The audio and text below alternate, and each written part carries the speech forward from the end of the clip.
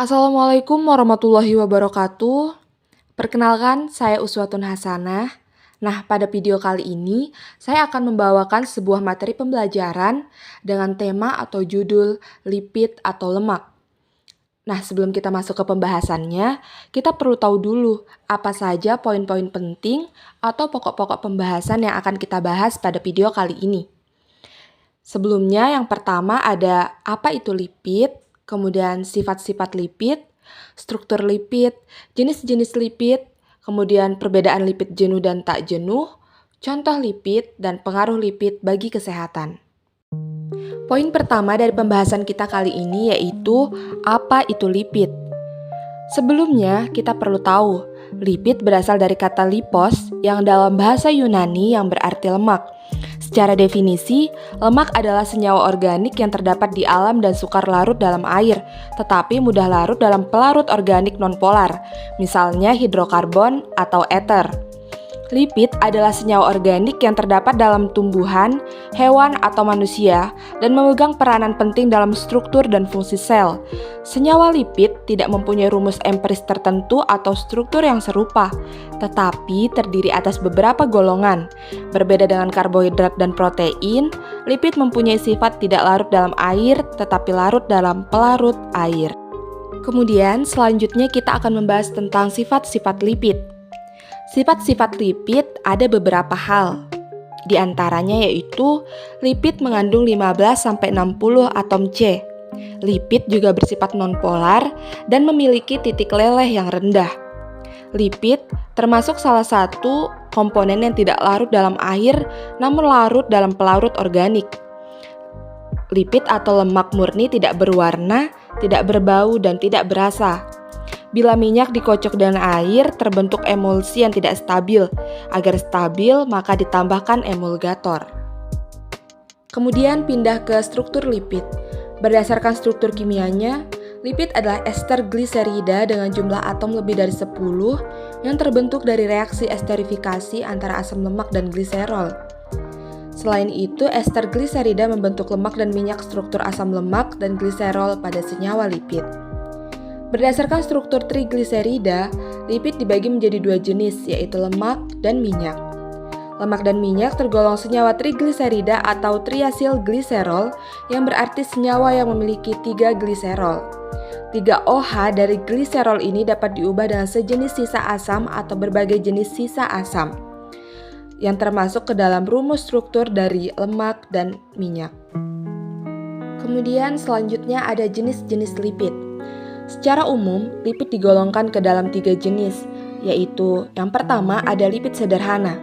Lipid sederhana merupakan ester yang terbentuk dari asam lemak dengan beberapa gugus alkohol yang tergolong ke dalam lipid sederhana, yaitu yang pertama ada lemak yang berbentuk ester asam lemak dengan gliserol. Minyak merupakan bentuk cair dari lemak. Yang kedua ada lilin, bentuk ester asam lemak yang memiliki berat molekul besar dengan bentuk alkohol monohidrat. Kemudian, yang kedua ada lipid kompleks. Lipid kompleks merupakan ester yang terbentuk dari asam lemak yang mengandung gugus lain yang teradisi pada gugus alkohol atau asam lemak. Beberapa di antaranya yaitu fosfolipid. Yang pertama, lipid yang mengandung residu asam fosfat. Molekul ini mengandung basa nitrogen dan substituen lainnya. Misalnya gliserafosfolipid memiliki gugus alkohol berupa gliserol dan sphingofosfolipid memiliki gugus alkohol berupa sphingosin. Yang kedua ada glikolipid, yaitu glikosphingolipid, merupakan lipid yang mengandung asam lemak, sphingosin, dan karbohidrat. Dan yang terakhir ada lipid kompleks lainnya, misalnya sulfolipid, aminolipid, dan lipoprotein. Jenis lipid yang terakhir ada lipid prekursor dan derivat.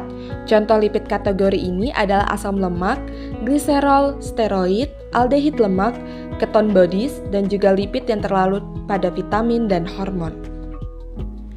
Kemudian, lanjut ke perbedaan lipid jenuh dan tak jenuh. Kita perlu tahu bahwa lipid jenuh dan tak jenuh memiliki beberapa perbedaan. Yang pertama berdasarkan sumbernya. Lemak jenuh adalah jenis lemak yang umumnya berasal dari hewan, seperti daging unggas, daging merah, dan produk susu. Sedangkan lemak tak jenuh adalah umumnya berasal dari tumbuhan, meski ada juga di antaranya mengandung lemak jenuh, misalnya seperti minyak sawit. Kemudian dilihat secara struktur, lemak jenuh merupakan tipe lemak yang rantai asam lemaknya memiliki seluruh atau utamanya ikatan tunggal. Sementara lemak tak jenuh memiliki ikatan-ikatan yang longgar, sehingga lemak ini berwujud cair pada suhu ruang. Kemudian, perbedaan asam lemak jenuh dan tak jenuh juga terlihat pada konsistensinya. Lemak tak jenuh umumnya berbentuk cair saat berada dalam suhu kamar. Perbedaan lemak jenuh dan tak jenuh adalah struktur kimianya yang memiliki satu atau lebih ikatan rantai ganda. Masuk ke slide selanjutnya, kita akan membahas tentang contoh-contoh lipid atau lemak. Pada slide ini kita akan membahas contoh-contoh bahan makanan yang mengandung lemak jenuh maupun tak jenuh. Lemak jenuh atau sering disebut sebagai lemak jahat merupakan salah satu contoh lemak yang apabila terdapat berlebihan dalam tubuh, maka akan menyebabkan beragam penyakit. Contoh makanan yang mengandung lemak jenuh yaitu daging, minyak terhidrogenasi, keju, mentega, es krim, daging olahan, daging babi, minyak ikan, kelapa, whipped cream, susu, mayones, coklat hitam, dan lain sebagainya. Berbeda dengan lemak tak jenuh atau yang sering disebut dengan lemak baik adalah jenis lemak yang baik untuk kesehatan tubuh. Contoh makanan yang termasuk lemak tak jenuh yaitu minyak zaitun, alpukat, ikan salmon, kacang kenari, biji-bijian, dan lain sebagainya. Masuk ke slide terakhir, kita akan membahas mengenai pengaruh lipid bagi kesehatan. Lemak atau lipid merupakan salah satu komponen penting yang diperlukan oleh tubuh. Kelebihan atau kekurangan lemak dapat berdampak pada kesehatan tubuh. Kekurangan lemak umumnya dapat menyebabkan beberapa gangguan kesehatan seperti sulitnya penyerapan vitamin, menurunkan energi tubuh, mengganggu aktivitas fungsi sel, melemahkan sel-sel imun, dan lain sebagainya. Namun, kelebihan lemak juga tidak berdampak baik bagi tubuh. Kelebihan lemak dapat menyebabkan gangguan kesehatan seperti resiko penyakit jantung, obesitas, diabetes, kanker, penyakit pernapasan, dan lain sebagainya. Nah, seperti yang sudah kita simak tadi, itulah beberapa pembahasan mengenai materi lipid atau lemak. Kurang dan lebihnya saya mohon maaf. Saya akhiri. Wassalamualaikum warahmatullahi wabarakatuh.